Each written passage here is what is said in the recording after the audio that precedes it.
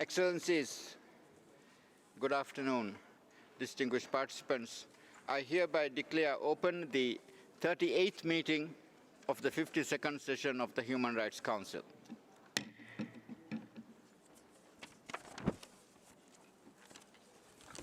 Excellencies, distinguished participants, we will now proceed with the presentation of the High Commissioner's report on promoting accountability in the Democratic People's Republic of Korea, pursuant to Council Resolution 4922. It is my honor to welcome Ms. Nada Nashi, Deputy High Commissioner for Human Rights, to present the report. Madam, you have the floor. Thank you, Ambassador, dear Vice Chair, Your Excellencies, ladies and gentlemen. I'm honored to present the High Commissioner's report on promoting accountability for human rights violations in the Democratic People's Republic of Korea, pursuant to Resolutions 49/22 and 46/17. This year marks the 10th anniversary of the establishment of the Commission of Inquiry on the situation of human rights in the Democratic People's Republic of Korea. In its seminal report, the Commission of Inquiry concluded that there were reasonable grounds to believe that crimes against humanity had been committed and continue to be committed in the DPRK.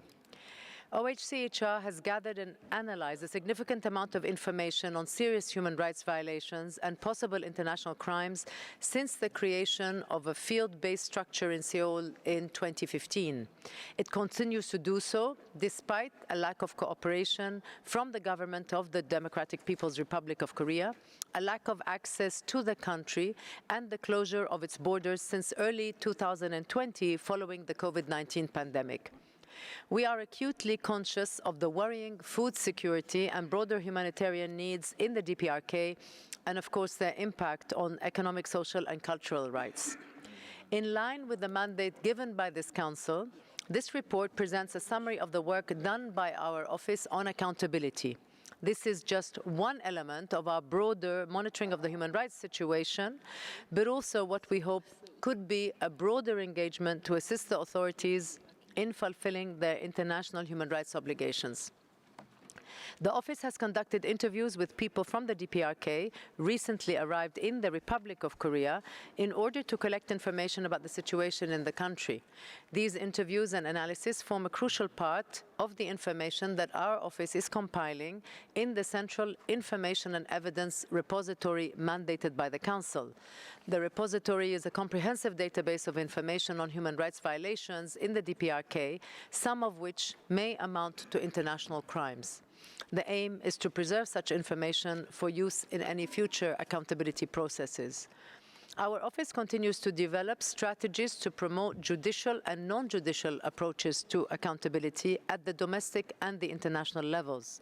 We have provided support and technical advice to partners seeking to pursue legal accountability through civil litigation, criminal prosecutions, including under principles of universal jurisdiction, and targeted human rights sanctions. During the period under review, the Office has collected and analyzed information about the program of overseas forced labor organized and controlled by the government of the DPRK. These workers are being sent overseas by the government and placed in jobs that are physically arduous and oftentimes dangerous. Interviews reported they had to pay a large portion of their wages to the government. OHCHR is also collecting information from women who were trafficked into neighboring countries, sometimes for marriage or work. Our Office prioritizes the collection of information relevant to sexual and gender-based crimes and calls on the DPRK and relevant member states to introduce measures aimed at alleviating the conditions that led to trafficking and to decreasing the demand for trafficked persons.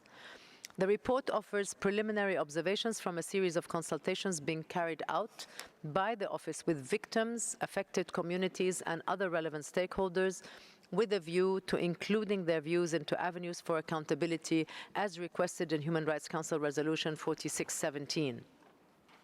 Mr. Vice President, the Democratic People's Republic of Korea has an obligation as the primary duty bearer to protect and uphold the human rights of its citizens.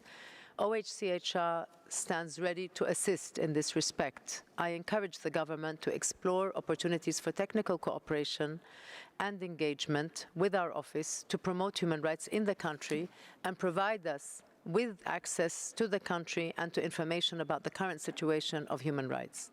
I call on the Council to continue to strengthen its support for the work being conducted by OHCHR, including the office's field-based structure in Seoul, by providing the necessary resources and support on a sustainable long-term basis. I also call on this Council and the Member States to engage with the office in supporting possible strategies for accountability.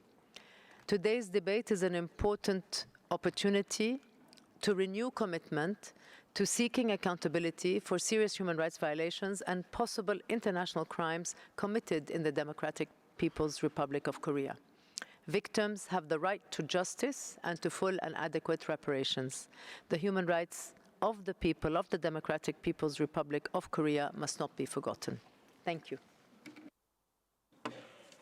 Thank you, Madam Deputy High Commissioner. According to our practice, we shall